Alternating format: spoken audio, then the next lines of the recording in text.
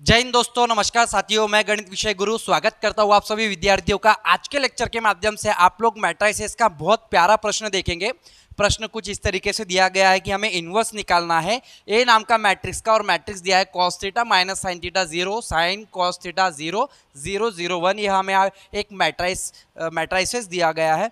देखिए बच्चों, अगर हम रो ट्रांसफॉर्मेशन या कॉलम ट्रांसफॉर्मेशन की बात करें तो इसमें हमें सबसे पहले डिटरमिनेंट को निकालना होता है कि डिटरमिनेंट हमारा जीरो है या नहीं। अगर हमारा डिटरमिनेंट जीरो हो जाता है, जिसे हम लोग नॉन सिंगुलर कहते हैं, तो हमारा ए इनवर्स एग्जिस्ट हो जाता है। तो यह जो प्रश्न हम लोगों ने लिखा है, इसे हम रो ट्रांसफॉर्मेशन और कॉलम ट्रांसफॉर्मेशन दोनों ट्रांसफॉर्मेशन के माध्यम से करेंगे, और आप लोगों को बहुत अच्छे से समझ में आ जाएगा कि ऐसे प्रॉब्लम्स को रो और कॉलम ट्रांसफॉर्मेशन लगाकर किस तरीके से सॉल्व किया जाता है। तो चलिए बच्चों, शुरुआत करते हैं। शुरू करने से पहले विद्यार्थियों, मैं आप सभी को बताना चाहूँगा, यदि आपके क्वेश्चन पेपर में इस तरीके से प्रश्न आ जाते हैं तो कई सारे विद्यार्थी पैनिक हो जाते हैं।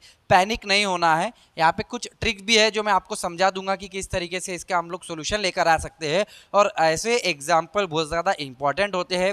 आपके एमएसटी सीईटी में भी बहुत बार देखा गया है कि ऐसे प्रश्न आपको टू रो टू कॉलम के भी पूछे जाते हैं। तो ए इनवर्स निकालना बहुत इंपॉर्टेंट होता है। ए इनवर्स निकालने के कंसेप्ट, ए इनवर्स निकालने का जो टॉपिक होता है बहुत इंपॉर्टेंट होता है। इसके कंसेप्ट आपको बहुत अच्छे से आने चाहिए। ए इनवर्स निकालने के तीन तरीके हैं: adjoint method, row transformation and column transformation. तो ए इनवर्स निकालने के लिए हम तीनों तरीके से इसका उपयोग कर सकते हैं। बहरहाल यहाँ पे सिर्फ आपको ए इनवर्स निकालना पूछा है, तो ए इनवर्स निकालेंगे हम रो और कॉलम ट्रांसफॉर्मेशन का उपयोग करके। रो ट्रांसफॉर्मेशन का उपयोग करना हम लोग शुरुआत करते हैं, बाद में मैं कॉलम ट्रांसफॉर्मेशन को किस तरीके से उपयोग में लाके इसे हम लोग आइडेंटिटी मैट्रिक्स में बदलेंगे, ए इनवर्स निकालेंगे, वो भी सीखेंगे। चलिए बच्चों, हमारे पास जो गिवन मैट्रिक्स दिया गया है वो मैट्रिक्स हम लोग ले लेते हैं। लेट ए नाम का मैट्रिक्स हमें दिया गया है कॉस थीटा माइनस में sine theta minus sign theta 0, and यहाँ पे साइन थीटा कॉस थीटा 0 0 0 1। ये आपका मैट्रिक्स गिवन मैट्रिक्स है, दिया हुआ मैट्रिक्स है। सबसे पहले आप इसका डिटरमिनेंट निकालेंगे, और डिटरमिनेंट निकाल कर आप चेक करेंगे कि यह नॉन सिंगुलर है या सिंगुलर है। तो cos theta minus sign theta 0, sin theta into में कॉस थीटा 0 0 0 1, ये आपका हो जाएगा। अब यहाँ पे डिटरमिनेंट निकालने के लिए क्या करना है बच्चों, आपको कॉस थीटा को एज इट इज रखेंगे, कॉस थीटा के नीचे का रो और कॉलम छोड़ देंगे, इसका हम लोग क्रॉस मल्टीप्लाई कर देंगे बच्चों, तो ये हो जाएगा आपके पास कॉस थीटा माइनस 0। बीच में जो माइनस साइन होता है वो प्लस लिया जाता है, प्लस साइन थीटा। अब साइन थीटा के नीचे का और आगे का रो और कॉलम छोड़ देंगे, क्या बचा साइन थीटा माइनस 0, तो यहाँ पे आ जाएगा आपके पास सिर्फ साइन थीटा, और लास्ट में 0 का रो और कॉलम छोड़ के अगर आप इसे सॉल्व करेंगे तो भी आंसर पूरा 0 आ रहा है। Cos square plus sine square, cos square theta plus sine square theta, जो कि होता है आपका 1, जो कि 0 नहीं है। 0 नहीं है इसका मतलब यह नॉन सिंगुलर है। अगर ये नॉन सिंगुलर है तो क्या एग्जिस्ट करता है, यह मैट्रिक्स आपका नॉन सिंगुलर है, तो ए इनवर्स एग्जिस्ट हो जाएगा। ए इनवर्स एग्जिस्ट होता है। जैसे ही ए इनवर्स एग्जिस्ट होता है, कहने का तात्पर्य आप एक फार्मूला नाउ करके एक फार्मूला लगा दीजिए, A into A inverse equals to A, या फिर we know that A into A inverse equals to A. A नाम का मैट्रिक्स आप एज इट इज रखेंगे। ए नाम का मैट्रिक्स हम लोग यहाँ पे एज इट इज रखेंगे। ए मैट्रिक्स क्या है हमारे पास, cos minus sign cos theta minus sign theta, and ये हमारे पास 0 दिया है, और ये हमारे पास दिया है भाई sign theta cos theta 0 0 0 1 into में ए इनवर्स इक्वल टू 1 0 0 0 1 0 0 0 1। एक आइडेंटिटी आए, 3 रो 3 कॉलम का मैट्रिक्स लेंगे, क्योंकि ये मैट्रिक्स भी हमें 3 रो 3 कॉलम का दिया हुआ था। तो चलिए, यह हमारा एक मैट्रिक्स इस तरीके से हमने इसे फॉर्मुलेट कर लिया, A to A inverse equals to I. Cos A की वैल्यू डाल दी, आई की वैल्यू डाल दी, आई मीन्स आपका आइडेंटिटी मैट्रिक्स है। अब हम लोग यहाँ पे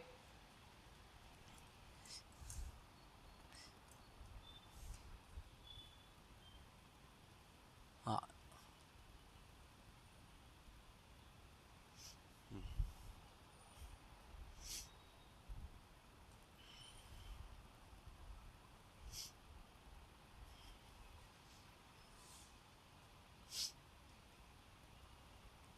हाँ अब यहाँ पे इसे सॉल्व करने के लिए रो ट्रांसफॉर्मेशन में इस स्टेप का उपयोग करेंगे जो भी अभी मैं आपको बताने जा रहा हूं।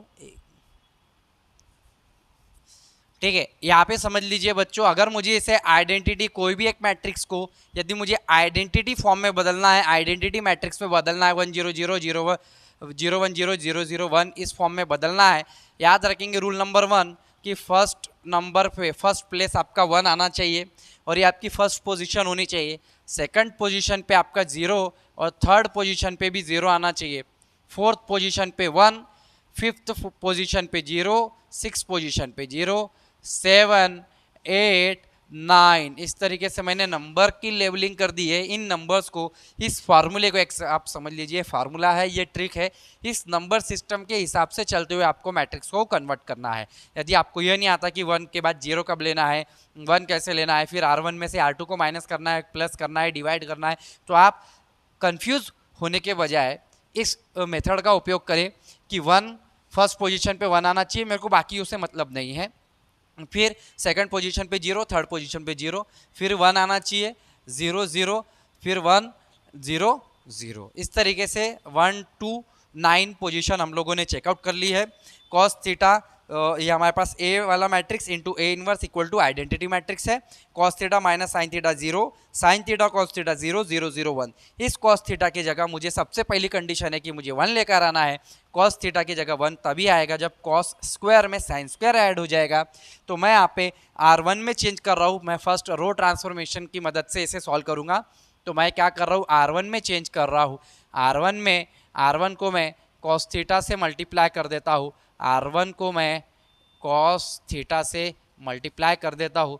तो ये जो मेरा नया मैट्रिक्स बनेगा तो ये हो जाएगा बच्चों cos square theta minus sign theta cos theta 0, ये आपके पास sin theta cos theta 0 0 0 1 as it is रहेगा। के बराबर ए इनवर्स के बराबर आइडेंटिटी, यहाँ पे याद रखेंगे आपने R1 को यहाँ पे मल्टीप्लाई किया कॉस से, तो यहाँ पे भी मल्टीप्लाई हो जाएगा, ये हो जाएगा कॉस थीटा 0 0 0 1 0 0 0 1।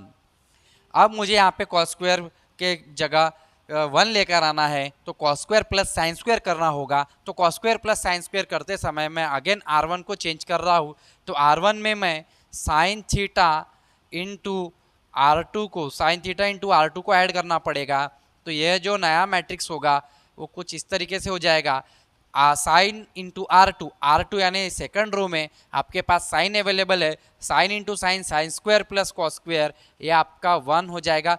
पहली एडिशन करेंगे, अगर नहीं आता है तो यहाँ पे समझो R1 की वैल्यू आपके पास पहली एंट्री है cos square R1 plus sine theta, और यहाँ पे R2 की पहली एंट्री है साइन थीटा, तो यहाँ पे साइन थीटा साइंस ये साइन स्क्वायर हो जाएगा, sine square plus cos square, यहाँ पे 1 आ जाएगा। तो जब आप इस तरीके से फार्मूला लिखेंगे, इस चीज़ का ध्यान में रखते हुए, जैसे आपने फार्मूला लिखा R1 में आपने साइन की एडिशन की, R2 मल्टीप्लाई में है, तो R1 की पहली वैल्यू, R2 की पहली वैल्यू, R1 की दूसरी वैल्यू, R2 की दूसरी वैल्यू, R1 की तीसरी वैल्यू, R2 की तीसरी वैल्यू। जब आप इस फॉर्मूले में पहली दूसरी तीसरी एंट्रीज रखेंगे तो आपको पहला दूसरा तीसरा इस तरीके से आंसर मिल जाएगा। तो आपने R1 को चेंज किया, R2 as it is, R2 आपका एज इट इज रहना चाहिए और R3 भी आपका एज इट इज रहना चाहिए। इनमें आपको कोई गड़बड़ नहीं करनी है। आपने R1 में चेंज किया तो साइन थीटा से मल्टीप्लाई करके ऐड कर दिया, यहाँ पे आपने साइन थीटा से मल्टीप्लाई करके बाकी की एंट्रीज देखते हैं बच्चों। अगर आप इसको साइन थीटा से मल्टीप्लाई करेंगे और इसमें ऐड करेंगे तो ये 0 हो जाएगा, और यहाँ पे 0 प्लस 0 ये भी आंसर आपका 0 ही रहेगा। अब यहाँ पे देखेंगे बच्चों, ये आपका कॉस थीटा है, चलिए ठीक है, कॉस थीटा में साइन से मल्टीप्लाई करके अगर इसको हम साइन से मल्टीप्लाई करेंगे तो ये 0 रहेगा, कॉस एज इट इज़। अब मैं यहाँ पे अगर साइन से मल्टीप्लाई कर दूँ और ऐड कर दूँ तो ये आपका साइन थीटा आ जाएगा, 0 प्लस साइन थीटा, ये आपका 0, बाकी को हम एज इट इज़ रख देंगे। तो यहाँ तक हमारा कवर हो गया है। इसके बाद हम लोगों को साइन थीटा को बच्चों 0 बनाना है, और sine theta number second position पे आता है, तो सेकंड पोजीशन को मुझे यहाँ पे सेकंड रो को 0 बनाना है। R2 को यदि मुझे 0 बनाना है तो R2 को ही चेंज करना पड़ेगा। R2 को क्या बनाना है बच्चों, 0। तो 0 कब बनेगा, जब इसमें से माइनस साइन थीटा हो जाएगा।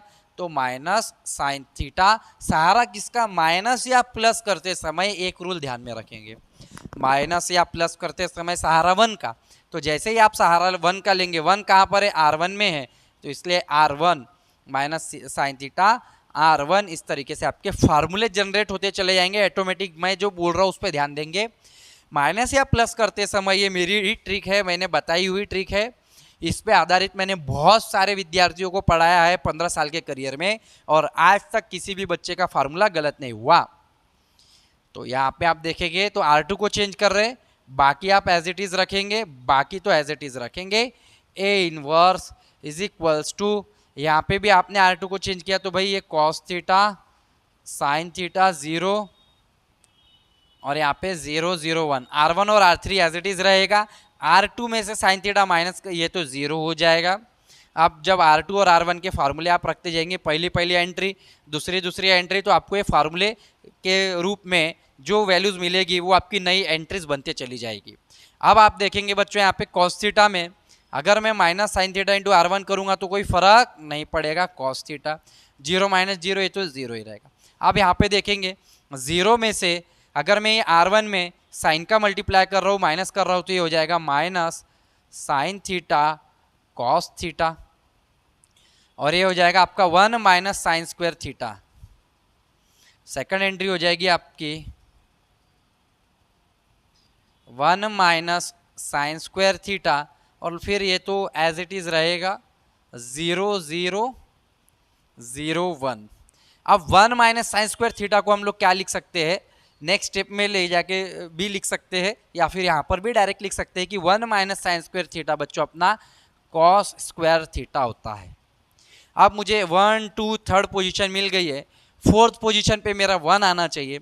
फोर्थ पोजीशन पे जब आप इसका उपयोग करते हुए आगे बढ़ेंगे, इन पद चिन्हों का उपयोग करते हुए समझ लीजिए कि भैया जहाँ से, जब हम ऐसा भी कह सकते हैं जहाँ पे हमारे राम भगवान चले थे, हम उन पद चिन्हों का उपयोग करते हुए अगर जाएंगे तो अपनी मंजिल तक पहुँच जाएंगे। कह सकते हैं कि अगर हम इस फार्मूले का, इस नोटेशन का, इस ट्रिक का उपयोग करते हुए आगे बढ़ेंगे 1 2 3 4 5 6, तो हम धीरे धीरे देखेंगे कि हमारे जो भी हमने रो ट्रांसफॉर्मेशन के फार्मूले उपयोग किए हैं वो भी सही तरीके से आते चले जाएंगे, फार्मूले भी ऑटोमेटिक बिल्ड होते चले जाएंगे, और हम देखेंगे कि हमारा मैट्रिक्स भी पूरा का पूरा रो ट्रांसफॉर्मेशन के द्वारा सॉल्व भी हो जाएगा, ए इनवर्स की वैल्यू भी आ जाएगी। अब मुझे 1 लेकर आना है। 1 लाने के लिए देखेंगे कि इस रो में इस कॉस के अलावा बाकी के और नॉन ज़ीरो एलिमेंट्स है क्या, अगर नहीं है तो डिवाइड कर देंगे। अगर कॉस के अलावा बाकी सब ज़ीरो है रो में, यदि मुझे 1 लाना है और इसके अलावा बाकी के एलिमेंट 0 है तो डायरेक्ट डिवाइड कर देंगे। इसलिए हम R2 को डिवाइड करेंगे किससे, कॉस थीटा से। जैसे ही हम इसे डिवाइड करेंगे ये हमारा 1 0 0 0 1 0 0 0 1 बन जाएगा। ए इनवर्स इक्वल टू ये हमारे पास कॉस थीटा साइन थीटा 0, और ये आपको देखने को मिलेगा कॉस से आपने डिवाइड कर दिया तो ये आपका माइनस साइन थीटा, ये कॉस स्क्वायर में से सिर्फ एक कॉस थीटा बचेगा 0 0 0 1। तो हमें आई इंटू ए इनवर्स की बराबर ये वैल्यू मिली है, देयरफॉर हमारा ए इनवर्स आ चुका है cos sine 0 minus sign cos 0 0 0 1, ये आपका ए इनवर्स होगा last final. Therefore A inverse equals to cos theta sine theta 0, and ये हो जाएगा minus sign theta cos theta 0 0 0 1। इस तरीके से आपका ए इनवर्स आ चुका है बाय रो ट्रांसफॉर्मेशन। अब हम ए इनवर्स लेकर आएंगे बाय कॉलम ट्रांसफॉर्मेशन। तो इसी तरीके से जिस तरीके से हम लोगों ने रो ट्रांसफॉर्मेशन को देखा, इन पद चिन्हों का उपयोग करते हुए हमने अपनी गाड़ी इनके पीछे पीछे लेके गए और हम पहुंच गए। आप बोलेंगे सर बाकियों का तो काम ही नहीं पड़ा, फिर 5 6, हाँ क्यों नहीं पड़ा, क्योंकि 5 और 6 में तो 0 0 एंट्री दिख ही रही है, तो वो तो अपनी जगह पे सही है। फिर 7 पे 1 चाहिए, 8 पे 0, 9 पे 0 चाहिए, वो भी यहाँ पे दिखाई दे रहा है, तो इसको तो छेड़ने की ज़रूरत नहीं है।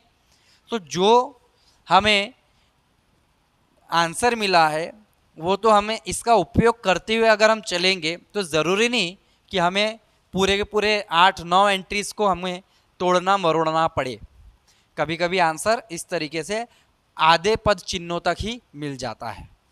तो कभी कभी कोई मैट्रिक्स में अगर रियल एंट्रीज हो, जैसे 1 2 3 4 5 6 7 8 9, ऐसा कोई एक मैट्रिक्स दे दिया गया 3 रो 3 कॉलम का, फिर तो सभी लगेंगे, 1 से लेकर 9 तक के पूरे स्टेप्स लगेंगी।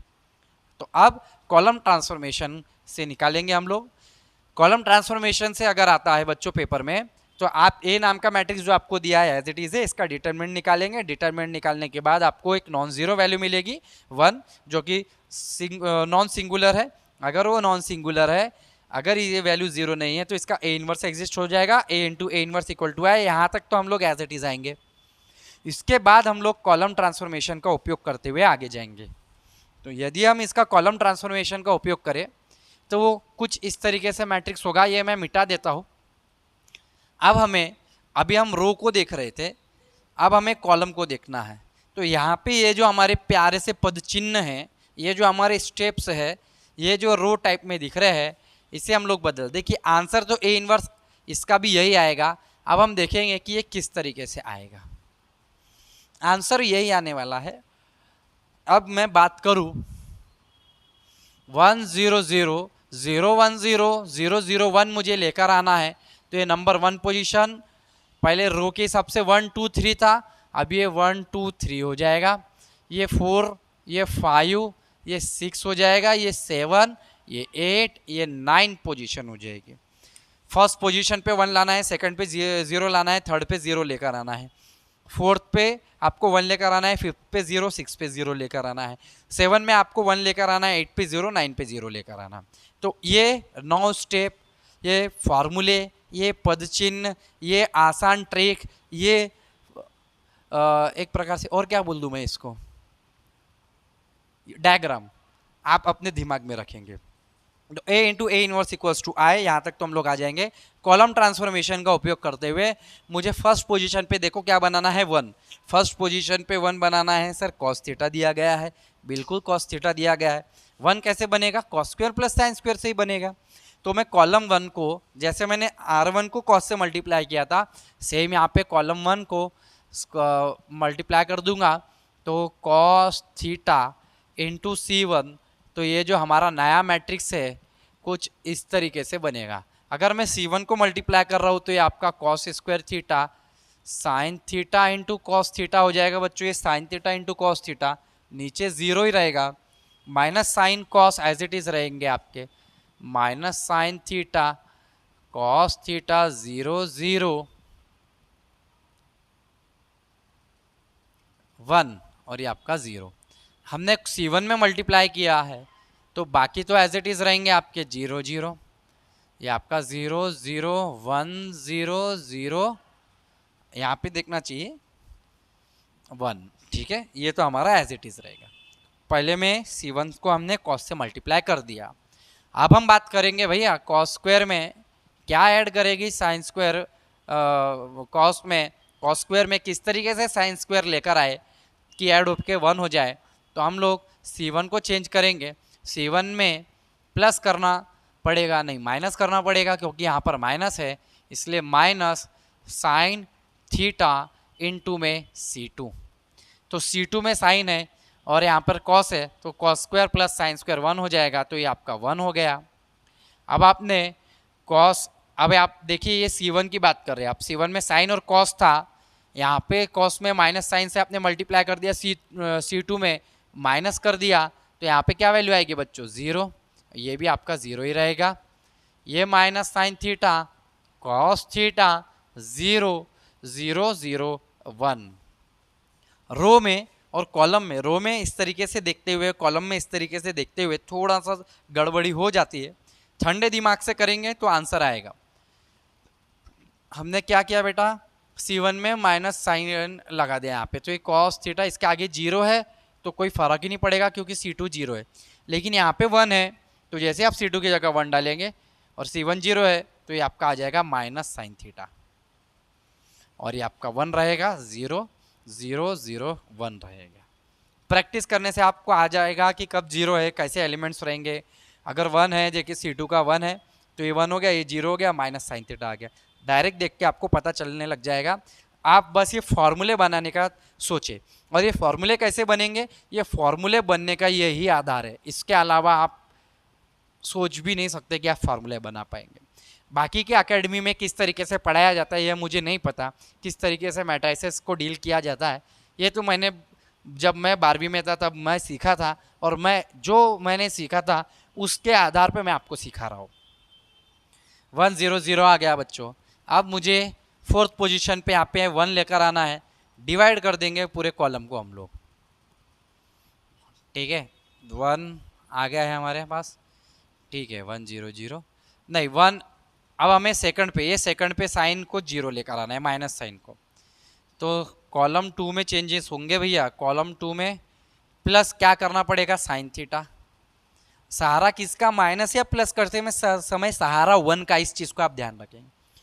1 कहाँ पर है भाई, उसके करस्पॉन्डिंग्स, क्योंकि मुझे यहाँ पे 0 लेकर आना है, तो इसमें माइनस साइन में प्लस साइन तो ऐड कर दिया, 0 हो जाएगा, लेकिन इसके करस्पॉन्डिंग 1 यहाँ है या यहाँ पर है, यहाँ पर है, तो यहाँ पे हो जाएगा ये C1।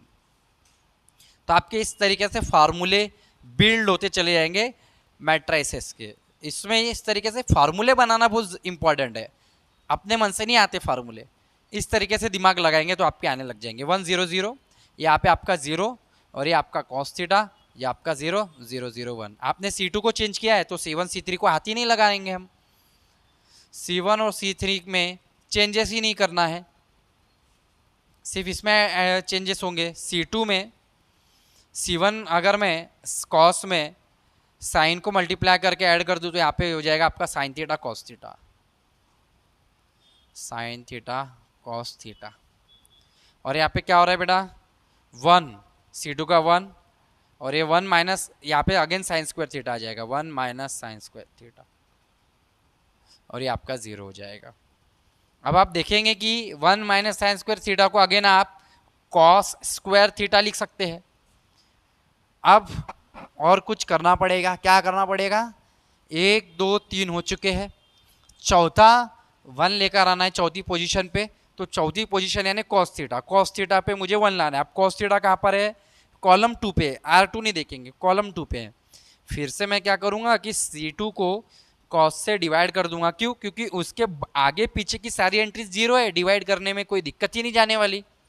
डिवाइड करो, 1 0 0 0 1 0 0 0 1, ए इनवर्स के बराबर में cos theta minus sign theta 0, cos से डिवाइड हो चुका है तो ये आ गया आपका साइन थीटा कॉस थीटा 0 0 0 1। इस तरीके से आपने देखा कि यही तो ए इनवर्स मिल रहा है। तो आप ए इनवर्स निकाले, चाहे आप रो ट्रांसफॉर्मेशन से निकाले या कॉलम ट्रांसफॉर्मेशन से निकाले, या फिर आप एडजॉइंट मेथड का उपयोग करें, आप हर बार पाएंगे कि आपको ए इनवर्स वही मिल रहा है, क्योंकि ए इनवर्स जब भी किसी भी मैट्रिक्स का आता है it is unique. If A inverse exist then it is unique. Always remember this point, क्योंकि ये आपके एमसीक्यू पैटर्न में भी उपयोग में आता है। जब भी आपके पास ऐसे एमएसटी सीईटी के एग्जाम दे रहे हैं तो ऐसा, इसके पहले जब हम देखते थे 10 साल पहले, ऐसे क्वेश्चन बहुत बनते थे कि ए इनवर्स कब एग्जिस्ट करेगा, कब नॉन सिंगुलर में ए इनवर्स आता है या नहीं आता है, अगर आता है ए इनवर्स तो वो क्या वो यूनिक होता है या नहीं होता है। तो ऐसे एमसीक्यूज बहुत बना करते थे। तो आशा करता हूँ कि आज के लेक्चर के माध्यम से यह जो प्रश्न हम लोगों ने लिया है, जिसमें एलिमेंट्री रो और कॉलम ट्रांसफॉर्मेशन का उपयोग करके आपको ए इनवर्स निकालना मैंने सिखाया है, आपको बहुत अच्छे से समझ में आया होगा, पसंद आया होगा आज का लेक्चर। ज़्यादा से ज़्यादा विद्यार्थियों तक शेयर करना ना भूले, क्योंकि हमारा मानना है गणित का ज्ञान हो या किसी भी विषय का ज्ञान हो, बांटने से ही बढ़ता है। अगले वीडियो में मिलेंगे नए टॉपिक के साथ, नए क्वेश्चंस के साथ, बहुत सारे कंसेप्ट के साथ। तब तक के लिए जय हिंद, जय भारत, वंदे मातरम साथियों, धन्यवाद आप सभी का।